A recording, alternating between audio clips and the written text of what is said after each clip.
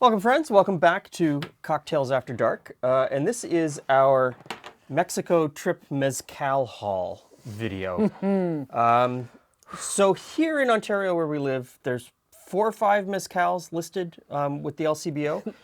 Listed, but the only one that you can really get on any sort of regular basis is this one from Casamigos. The other ones, they come and they go and they come and they go and they come and they go really quickly. And if you're not there, you don't refer get to it. them as being seasonal. They're seasonal. Okay, let's go with seasonal. So we were in Mexico and we went to Mexico to learn how to make tacos al pastor. And the chef that we were working with suggested this one, Montelobos. So we picked that one up. And then we were driving around, so we had a cab driver. They suggested this one. The Ojo De Tigre. And then the hotel we were staying at, the sommelier said, this is the one. I've got a line, I can get you this one. Apparently it's quite rare because it uses a wild agave. An agave that they haven't been able to grow in a farm situation. You have to find it out in the wild. It takes 25 to 35 years to mature. Yeah, so it's clearly a rare piece. Yeah, it's a specialty one. I feel kind of bad buying it because my understanding is that particular agave is in trouble from people all trying to find it and make this. So I have my own internal struggle. So we're just going to taste through them. We're not mezcal experts. No, not in any way. So we've got something to palate cleanse. You may not see us because I'll probably edit that out, but it's happening. So we're just going to taste through them. We're going to figure out which one we like. And then over the coming months, I will be using them in cocktails to see if something that I don't like drinking on its own is better in a cocktail. Is better in a cocktail. Sometimes they're complemented, right? And this is always fun, right? Because it's your chance to kind of explore a bunch of different flavors. Well, which one do I like? Which one do I like? And so these three all use the same agave, Espadín. This one uses a mix of Espadín and Tobala, and this one is Tepextate. It goes by a couple of different names depending on where you are in Mexico. But they're all going to be a completely different expression. Anyway, enough talking. Let's. Do you want to start at that end? Okay. So okay. I'm just gonna taste through them. Yeah, we'll smell and taste. That one definitely smells like agave. Oh no, we should start down here. We should start. Okay. Yeah. No, let's start here. So these are from the same maker. Okay. The same maker, the same agave. And how are they different then? Well, just on the nose. Completely different, aren't they? Yeah. So this one has a bit of a greeny blue tinge, and that's not just from the label. When you actually see it in the glass, it does. But how are they technically different then? What does it say? It comes down to, I think, how the agave was cooked, smoked, crushed, and the type of still that they used, whether it was done in a copper still or in a clay still. Does not indicate. But like all mezcals, they're all labeled. Here's the bottle, here's the lot, here's who made it. Yeah. Okay, so I'm going to taste this one first. All right, shall I just wait? I'm going to smell this one then.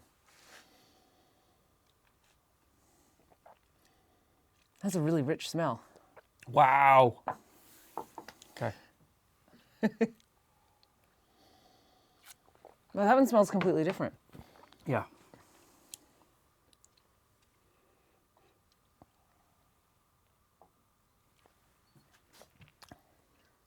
That's really pleasant on the tongue.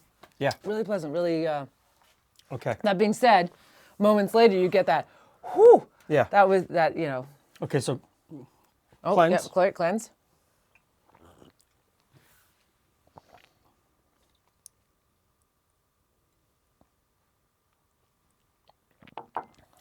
Completely different. Completely different. And so of these two, because it's from the same maker, which one would you choose? This one. Yes, that's the one. This one gives me flavors of diesel. That's what I was thinking. Yeah, no, it's... and which, now that being said... It's not a bad thing. Rieslings tend to have a flavor of yes, diesel. So diesel is a scent and a flavor is not uncommon. And so when a lot of sommeliers, when they pull out a Riesling, the more diesel in the Riesling, the better they rate it. I'm just saying it's not one for me. It's not a flavor for me. If I had to choose from these two, I would choose this one, which is the San Juan. Very pleasant, very nice, very fragrant and floral. But again, we're not experts. This is just our own Just- personal yeah. preferences and not, you know. Okay, so the 400 rabbits.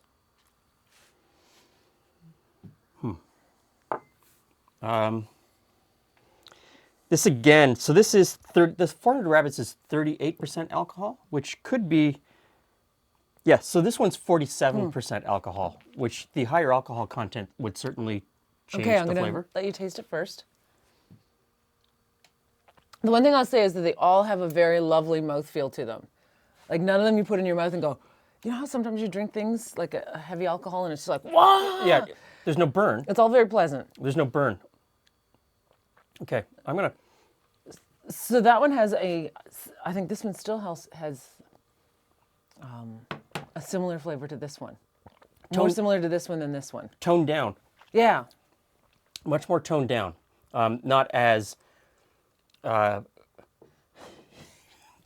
not pumping, this one you're pumping the diesel. You're I standing think there and that's you're- unfair. I Okay. think that's unfair.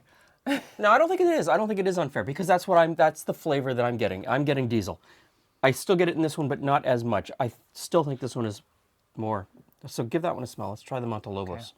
That one has a really light smell. Like there's very little, like it's very light. Okay.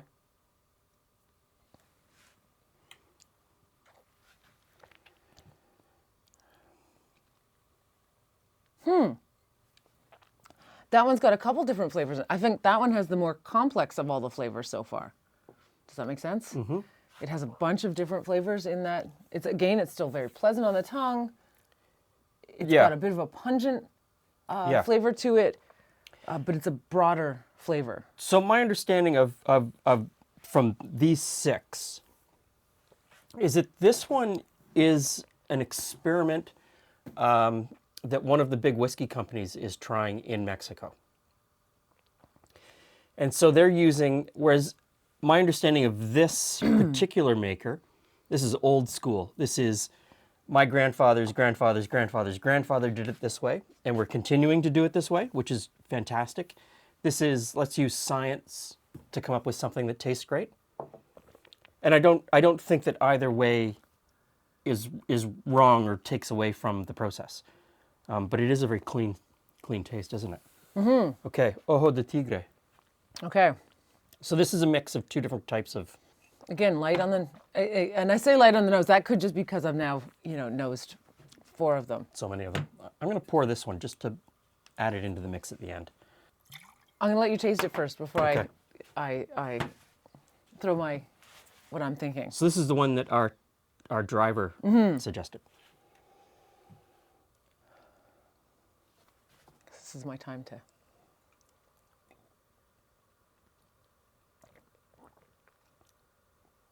Yeah. I found it had a slight sweet smell, It's- flavor to it. Yeah. Which was interesting and quite pleasant. It is quite sweet, isn't it? It's got a. Yeah, like there's I can't quite.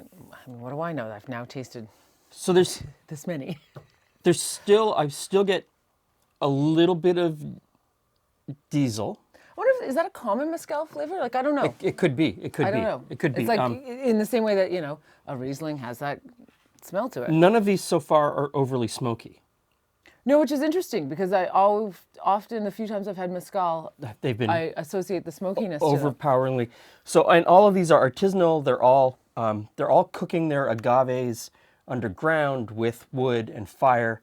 So I had expected a little bit more on the smoke level, but I'm not getting that. It's there, but it's kind of pleasantly in the background. Mm-hmm. Like it's not an overpowering.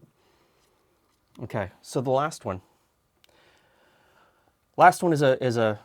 I mean, The hard part is it's like I'm only gonna sip this tiny little bit because gotta keep it in check. okay. On the nose, completely different than the other ones.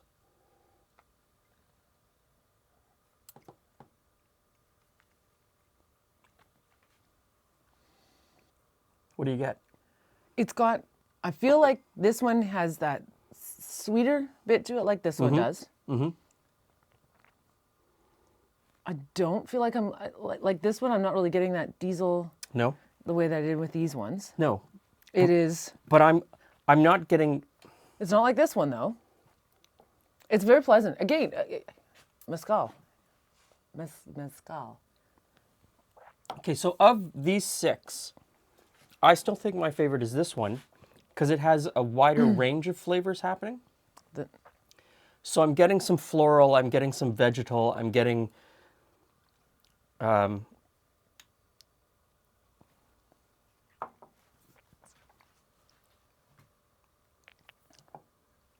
know what I mean? And then you get, so this one, I mean, Casamigos, this is full on, this is Diageo Industrial Mezcal. And I'm not saying that's bad. I'm not saying that's good. I'm not saying it's bad. It's just Another method. it's another method. It's on a bigger scale. Yeah, I wouldn't put it as my favorite. No. I wouldn't put it as my favorite. They all have that similar thing. I think, like you, I really like this one, Yeah. but I also really like this one. If I had to choose. But if you told me you were going to give me any of these to kind of just have with some ice, I would have any I would of be them. good with that. I would have any of them, and I think any of them would work in a cocktail. I think even this one, even though I wouldn't like to sip it, would work in certain cocktails because that flavor would balance out with something else in the mix. So I think from a cost standpoint, I wouldn't buy this one again. And I don't think that it brings anything extra to the party, for me. For you. For me. And I know that some people would want it because it is that special bottle made from a special. And I think you should probably... It would probably be a great gift. Yeah, and if you can, if you want to taste it... Something, because it's unique. It's unique. Yeah. And if you can find some place that has it, it's well worth getting a shot glass and tasting it. Definitely. So for me, this would be my favorite, and this would probably be my second favorite. But again, in a cocktail, I think all of these would work. Yes. This one probably does need a little bit of something for me, but someone else might really like that strong flavor. Well, yeah, and I think that mixed with the right things, this flavor profile would definitely work. Yeah, like anything. And of course, they're not that easy to get hold of. There's No. a challenge, right? There's- At least where we are. Maybe where you are, it's more common. But certainly there are so many mezcals on the market that nailing some of these down. And I also think that from